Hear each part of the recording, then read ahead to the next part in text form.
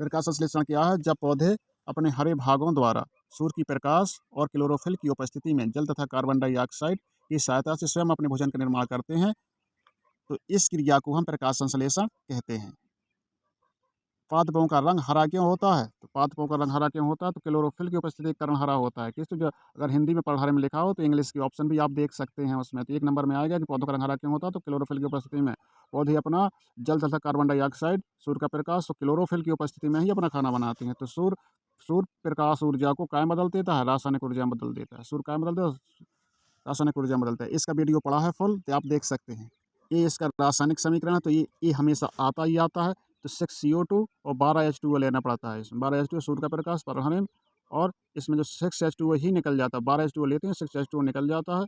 और जो CO2 की ऑक्सीजन है, CO2 की ऑक्सीजन वो ग्लूकोज बनाने में प्रयुक्त होती है। जो H2O की ऑक्सीजन है, जो H2O में जो ऑक्सीजन है उपस्थित है, उससे ऑक्सीजन निकलती है। तो याद रखना है।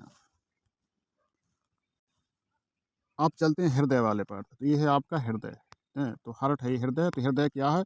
हृदय का सचित्र वर्णन कीजिए, हृदय की संरचना भी लिखिए। तो हृदय हृदय क्या है? मानव का एक बहुत महत्वपूर्ण अंग है। ये विशेष प्रकार की पेशियों द्वारा बनाया जा सकता है, जिसे हृदय पेशी कहते हैं। कौन सी पेशी कहते हैं? हृदय पेशी। तो याद रखना है, हृदय में कौन सी पेशी पाई जाती है? हृदय पेशी है। ये अनैच्छिक होती है। इसका लक्षण कैसा होता है? अनैच्छिक।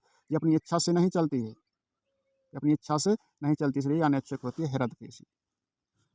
तो हृदय मुट्ठी के आकार का होता है या शंख के आकार का होता है, जो हमारी वक्ष यानी कि पसलियों के पिंजड़े में स्थित होता है। तो ये हमारे वक्ष गुहा में, वक्ष गुहा यानी कि छाती में पसलियों में, पसलियों के पिंजड़े के अंदर स्थित होता है। और ये इसका कार्य क्या है हृदय का? तो ये रक्त को पंप करता है, इसका कार्य। इसकी बाह्य संरचना, तो बाह्य संरचना देख लेते हैं। बाह्य संरचना कैसी होती है? ये इसकी बाह्य संरचना। तो बाह्य संरचना में लिखना है कि हृदय कैसा होता है। तो हृदय मुट्ठी के आकार का होता है और तिकोना होता है। हमारे हृदय में 4 कक्ष पाए जाते हैं। कितने कक्ष पाए जाते हैं? 4 कक्ष पाए जाते हैं, जिसमें 2 आलिंद और 2 निलय पाए जाते हैं। आलिंद, जो हमारा बायां आलिंद होता है वो छोटा होता है, जो दायां आलिंद होता है वो बड़ा होता है। और बायां निलय बड़ा होता है और दायां निलय छोटा होता है। इस तरीके से हम इसको लिख सकते हैं। और हमारे हृदय के बाएं साइड में जो रक्त होता है वो शुद्ध बहता है, और जो दाएं साइड में है जो रक्त अशुद्ध बहता है। तो हमारी ऐसी कौन सी एक धमनी है जिसमें अशुद्ध रक्त बहता है? तो धमनी है फुफ्फुस महाधमनी।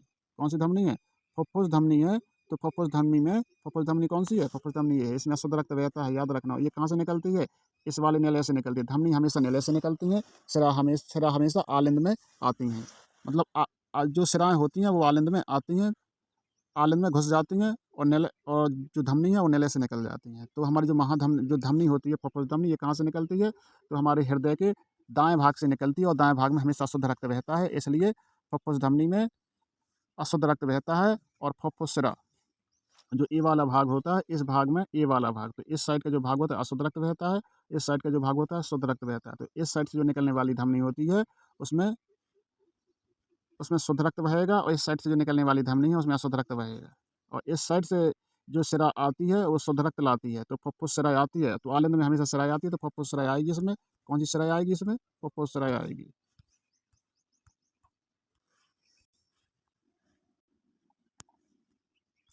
ये दोनों क्या हैं? सिराएँ हैं, जो कहाँ से आती हैं? फेफड़ों से आती हैं। तो इसमें शुद्ध रक्त लाती हैं। कहाँ से आती हैं फुफ्फुस सिराएँ? तो फेफड़ों से आती हैं, जो शुद्ध रक्त लाती हैं। तो ये भी पूछा जा सकता है कि ऐसी कौन सी सिरा है जिसमें, तो ऐसी कौन सी सिराएँ हैं जिसमें अशुद्ध रक्त बहता है? तो ये फुफ्फुस सिराएँ हैं दोनों। तो इसमें जो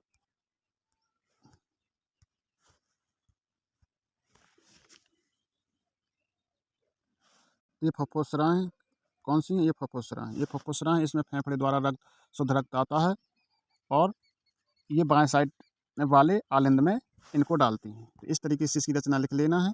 आपको जो बताया हमने यही लिख लेना है कि 2 नेले होते हैं, नेले से धमनियाँ निकलती हैं, आलिंद में सिराएँ आकर प्रवेश कर जाती हैं। कौन सा आलिंद कौन सा बड़ा होता है? तो आंतरिक संरचना देख लेते हैं इसकी। तो ये हृदय की बाह्य संरचना जो हमने तुम्हें समझाया है वो है, तो आप ये पढ़ लें, पढ़ना हो तो, नहीं तो समझाया वही लिख देना। ये आप ये आपके हृदय का आंतरिक भाग है, जो देख सकते हैं कटा-कटा आया हुआ है, ये लंबवत काट है इसके। तो इसमें इसमें देख लेते हैं 2 वालन, 2 निलय दिखाई दे रहे हैं, और दाएँ साइड दाएँ वालन, दायाँ निलय, निम्न महाशिरा यानी पश्च महाशिरा और अग्र महाशिरा। तो इसमें हम आंतरिक संरचना थोड़ा समझ लेते हैं। तो आंतरिक संरचना में हमें क्या, इसमें जो ए वाला निलय होता है, ये वाला कौन सा नल है? बायां नल है। पहले तो ये बायां देख लेते हैं और ये दाएं देख लेते हैं। तो ये पूरा यहाँ से जो ये भाग है, ये दाएं भाग है और ये पूरा यहाँ का बाएं भाग है। तो इसमें कौन सा रक्त बहता है? शुद्ध बहता है। तो इसमें कौन सा रक्त बहता है? अशुद्ध बहता है। इसमें कौन सा? अशुद्ध रक्त बहता है। ये जो फुफ्फुस धमनी है, ये इस वाले ले से निकलती है और ये जो महाधमनी है, ये इस वाले से निकलती है। और ये दोनों सिराएं हैं जो शरीर से रक्त लाती हैं और ये आलिंद में डालती हैं। कहाँ डालती हैं? ये दोनों। ये वाली तो यही आती है, यहाँ आके ये चली जाती है, महाधमनी है। और ये पश्च महाशिरा है जो हमारे शरीर के पैरों के भाग से आई है। सो ये महाशिरा है जो यहाँ रक्त डालती है और ये हमारे सर और हाथों से होकर आई है जो हमारे रक्त को यहाँ डालती है। तो ये दोनों सिराएं आती हैं और कौन सी आलिंद में डालती हैं? दाएं आलिंद में रक्त डाल देती हैं। यहाँ पर 3 वाल्व पाए जाते हैं इनके बीच। जब यहाँ रक्त भर जाता है, इसमें संकुचन होता है। संकुचन होने के बाद रक्त कहाँ आ जाता है? नले में आ जाता है। नले से कहाँ चला जाता है? तो नले से चला जाता है फेफड़ों में। कहाँ चला जाता है? फेफड़ों में। ये फेफड़ों में चला जाता है। और फिर इसमें जो रक्त आता है इस नले में, तो ये फेफड़ों द्वारा आता है। फेफड़ों से ये बाइकास्पिड वाल्व द्वारा कहाँ चला जाता है? इस नले में चला जाता है। इस नले से ये कहाँ चला जाता है? महाधमनी में चला जाता है। महाधमनी से कहाँ चला जाता है? पूरे शरीर में चला जाता है। रक्त कहाँ चला जाता है? पूरे शरीर में चला जाता है।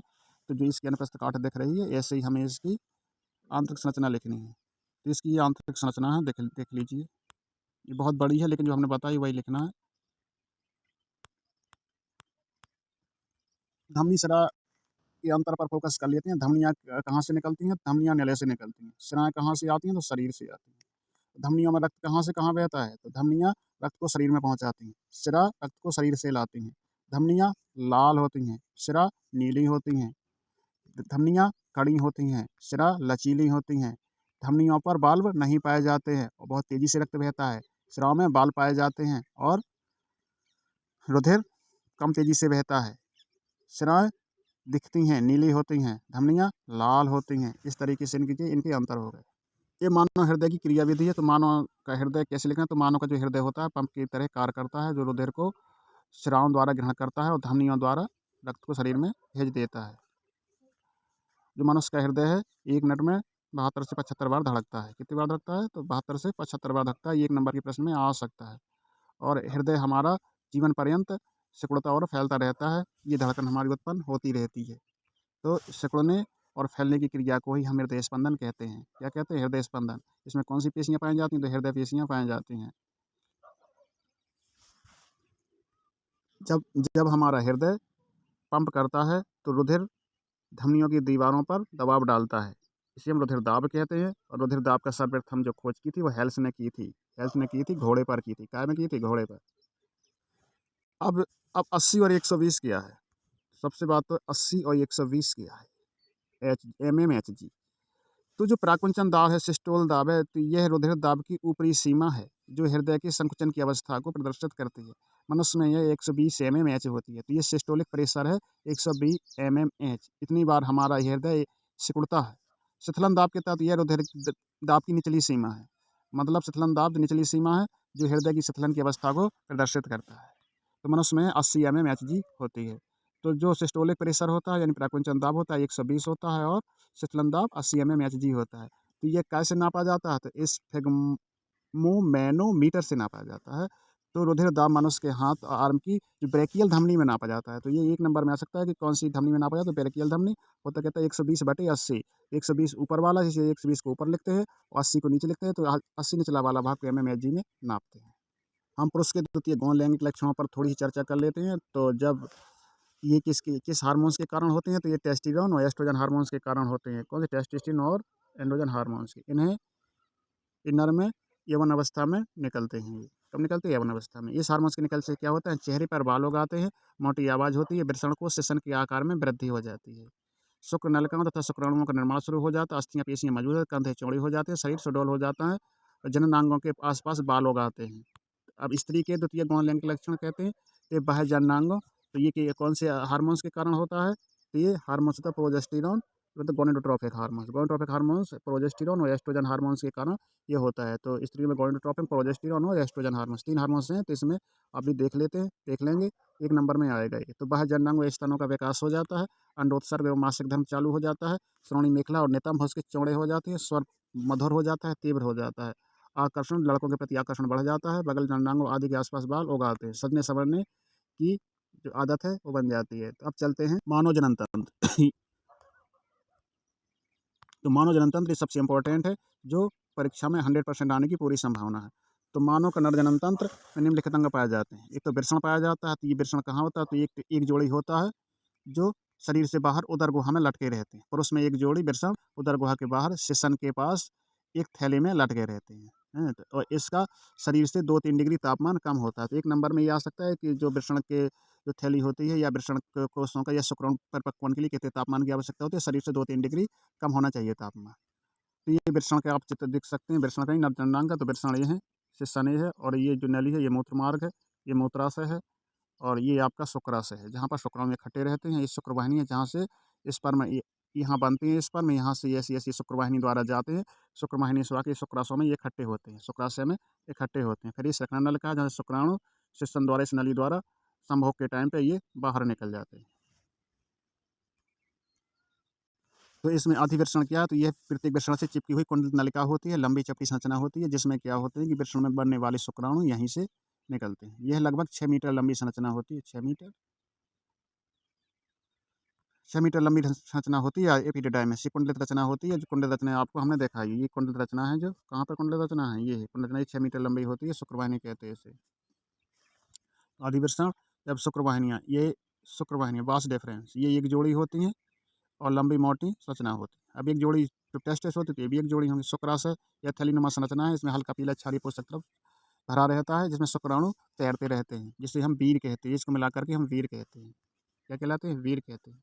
ये चिपचिपा सफ़ेद रंग का पदार्थ होता है, जो शुक्राशय में इकट्ठा होता है। अब रहता है मूत्रमार्ग, तो मूत्रमार्ग से होकर के पेशाब भी निकलती है, यानी मूत्र निकलता है, और वीर भी निकलता है। तो ये दोनों मूत्रमार्ग से होकर के निकलते हैं।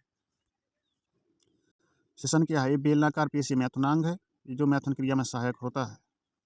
इस प्रकार से आप नर जनतंत्र का वृषण देख सकते हैं, और ये आपका अधिवृषण है, ये शुक्रवाहिनियाँ हैं, शुक्राशय, ये मूत्रमार्ग है, ये श्वसन है। तो इसकी स्क्रीनशॉट लेकर के आप लोग पढ़ सकते हैं। अब ये इनकी सहायक ग्रंथियाँ हैं। सहायक ग्रंथियाँ कौन सी? प्रोस्टेट, काउपर और पेरिनियल ग्रंथियाँ होती हैं, जो सहायक ग्रंथियाँ होती हैं। ये देख सकते हैं, ये शुक्राणु है। शुक्राणु 60 माइक्रोमीटर लंबा होता है, 3 भागों में विभक्त होता है, जैसे सिर और मध्य भाग, और ये है शुक्राणु आपका। तो यकृतों में गुणसूत्र इसमें इकट्ठे रहते हैं शीर्ष में, और कोशिका द्रव से छेदन तो मध्य भाग में माइटोकॉन्ड्रिया रहती है। ये पुच्छ होती है, पुच्छ की सहायता से शुक्राणु गति करता है। तो ये चम्मच के आकार का होता है। तो आप देख सकते हैं शुक्राणु के बारे में। ये पढ़ लें, वीडियो रोका करके पढ़ लें, वीडियो रोक करके देख लेते हैं। एक नज़र में मादा जनन तंत्र, तो मादा जनन तंत्र 2022 में आ चुका है, तो देख लेते हैं फिर भी। अंडाशय, तो अंडाशय एक जोड़ी होती है, तो अंडाशय आप देख सकते हैं, कहाँ है अंडाशय? अंडाशय आपका ये है। तो ये बहुविकल्पीय प्रश्न में आ सकता है, इसका चित्र। तो अंडाशय ये गोल गोल संरचना है, ये क्या है? फैलोपियन नलिका है, यानी कि अंडवाहिनी है। ये क्या है? ये अंडवाहिनी है, ये अंडाशय है, ये आपका गर्भाशय है, ये आपका मेटोमेट्रियम है। यही टूट करके यहाँ से बाहर निकलती है योनि से, इसे हम ये योनि है, ये योनि है। इस तरीके से आप देख सकते हैं इसका चित्र। अब चलते हैं इसके वर्णन की तरफ।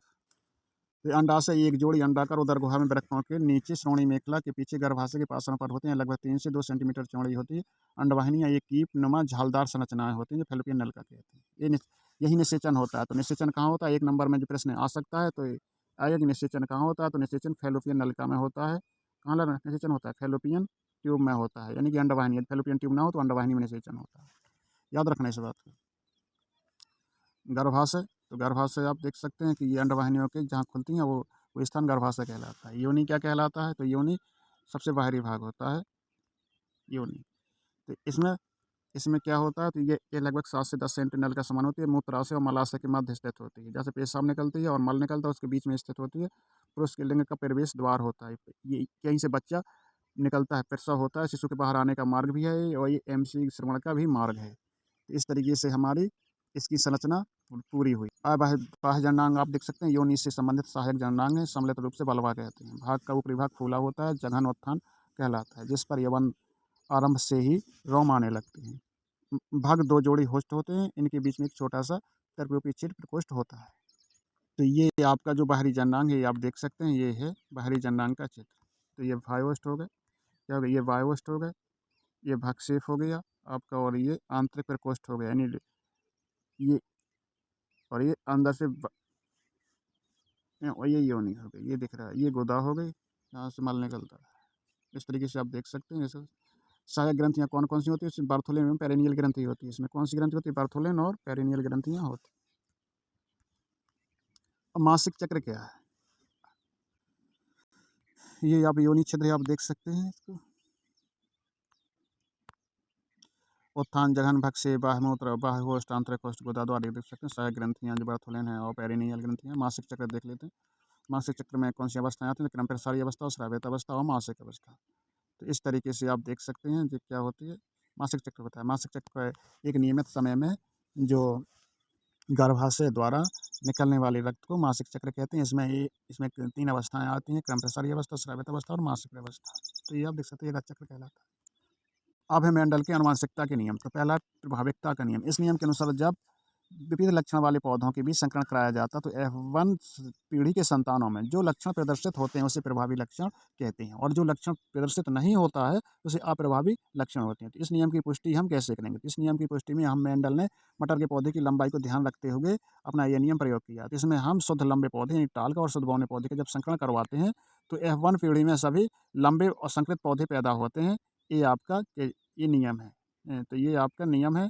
तो ये इस तरीके से चेकर बोर्ड बनाना है जो सभी शुद्ध ब इसमें जब F1 पीढ़ी में सभी लंबे पौधे उत्पन्न होते हैं और जब F2 पीढ़ी में उनका स्वपरागण कराया जाता है। क्या कराया जाता है? तो स्वपरागण कराया जाता है।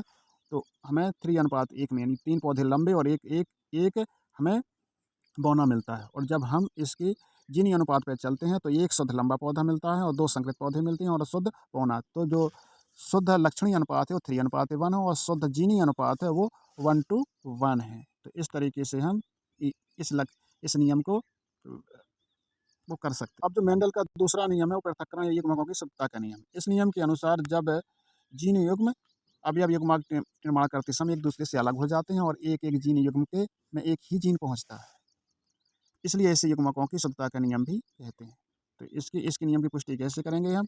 तो प्रथम पीढ़ी में शुद्ध टीटी ना होकर के शुद्ध लंबे पौधे और उनके जीन युग्म में एक जीन की लंबाई टी और दूसरे का बौनापन टी होता है। तो इस प्रकार से हम इसका जो हमने इसमें ये एग्जाम्पल दिया है, इसी एग्जाम्पल को लेकर के हम इसका भी वर्णन कर सकते हैं। तो ये है आपका, तो इसकी पुष्टि प्रथम संतान जो प्रथम पीढ़ी होते हैं वो टीटी ना होकर के संकर लंबे पौधे हैं। क्या है?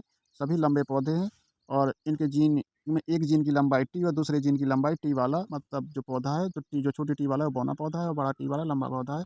और द्वितीय पीढ़ी F2 पीढ़ी में जब युग्मक बनते हैं तो जीन सब अलग-अलग हो जाते हैं। जो लंबाई वाला पौधा है वो अलग होता है, जो बौना पौधा है वो अलग होता है और जो संकरित पौधे हैं वो अलग हो जाते हैं। इस तरीके से इस नियम की पुष्टि हो जाती है। स्वतंत्र अभिवन का नियम। स्वतंत्र अभिवन का नियम हम देखते हैं तो ये द्विसंकर क्रॉस में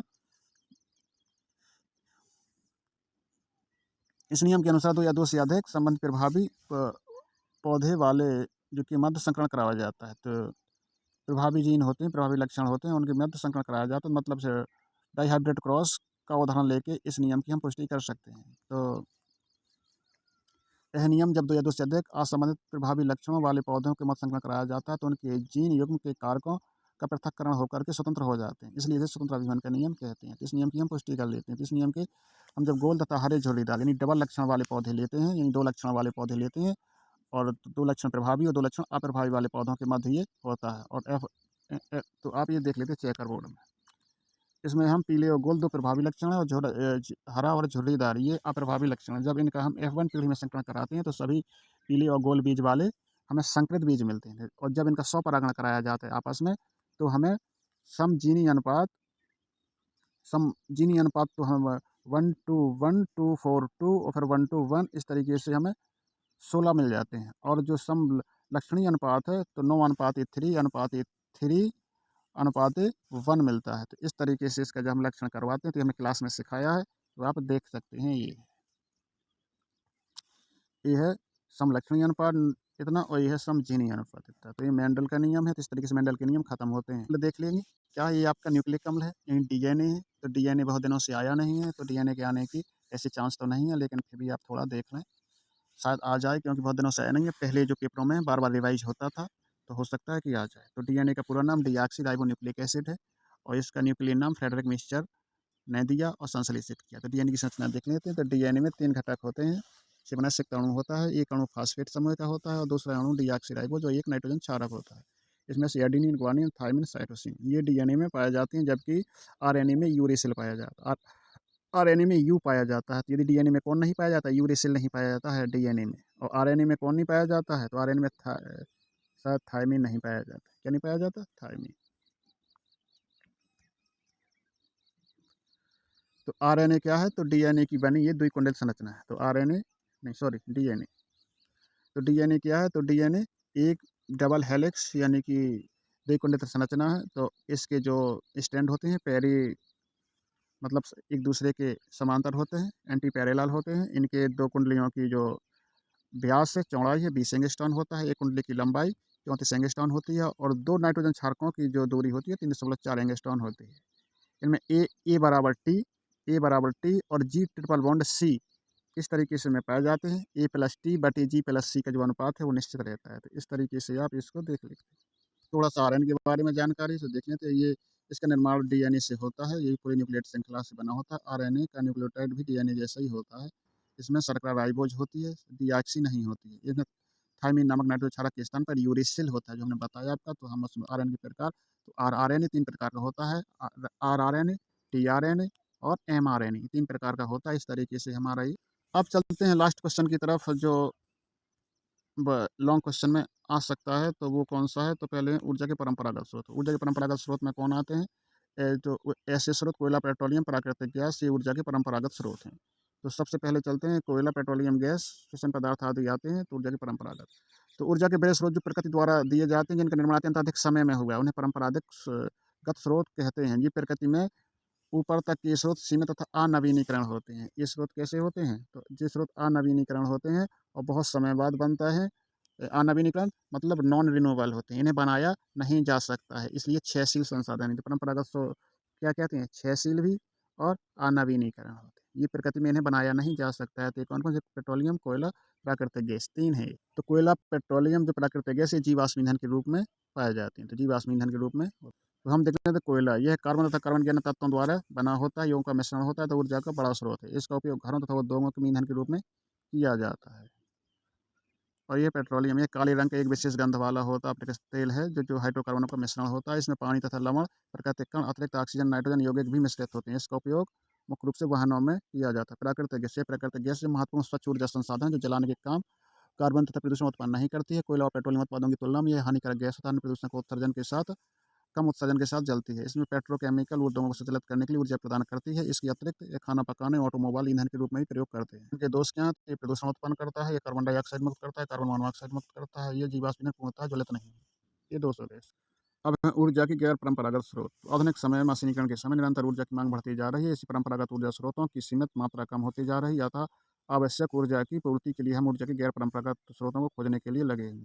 तो ऊर्जा के जो गैर परंपरागत स्रोत होते हैं, ऐसे स्रोत ऐसे स्रोत बस ऊर्जा के परंपरागत स्रोत की परिभाषा उल्टी कर देना है।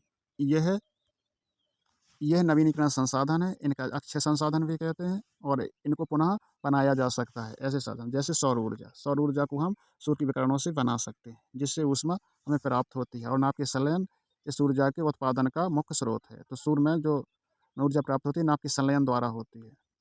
तो इस तरीके से हम सौर ऊर्जा के लाभ, इससे प्रदूषण नहीं होता है। इससे यह हमेशा उत्पन्न होती रहती है, मूल्य रहित है, मतलब फ्री में मिलती है। इसका व्यवहारिक उपयोग करते हैं।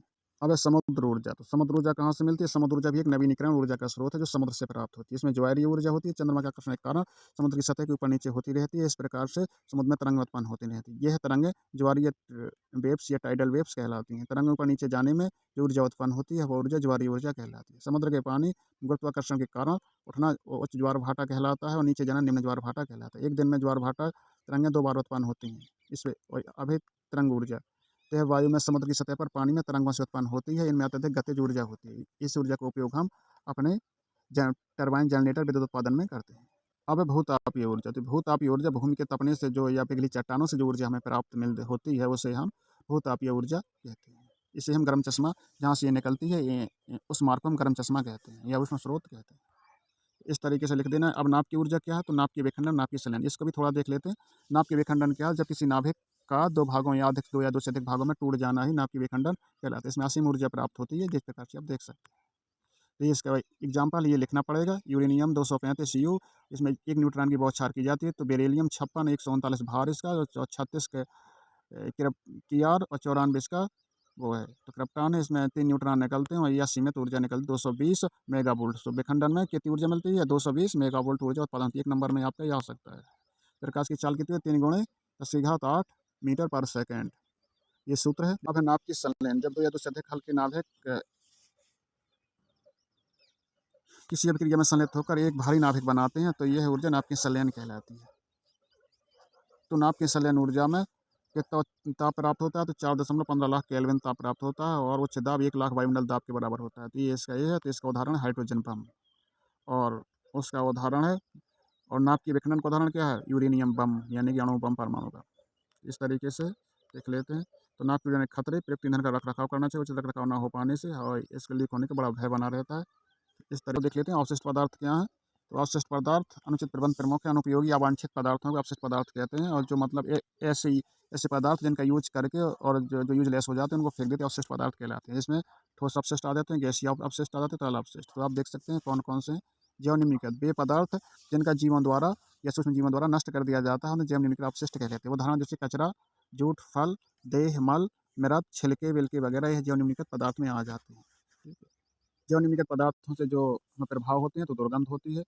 मृदा में दबाने से मृदा की उर्वरता कम हो जाती है और रोग उत्पन्न होते हैं। इस तरीके अब जैव निम्नलिखित पदार्थ ऐसे पदार्थ जो जीवाणु द्वारा विकिरण या किसी ऑक्सीकरण द्वारा या रासायनिक अपघटन द्वारा इनका विघटित होकर पदार्थ के रूप में उपयोगी पदार्थ के रूप में परिवर्तित नहीं होते हैं, या जैव पदार्थ कहलाते हैं। जैसे प्लास्टिक है, BHC है, अपमार्जक है, DDT आदि है। ये अजैव निम्नलिखित पदार्थ कहलाते हैं। इनका जो प्रभाव होता है, ये मृदा की उर्वरता कम होती है, प्रदूषण होता है, परितंत्र नष्ट होते हैं इस प्रकार से, और उपयोगी भूमि खराब हो जाती है। तो इस तरीके से ये लिख सकते हैं।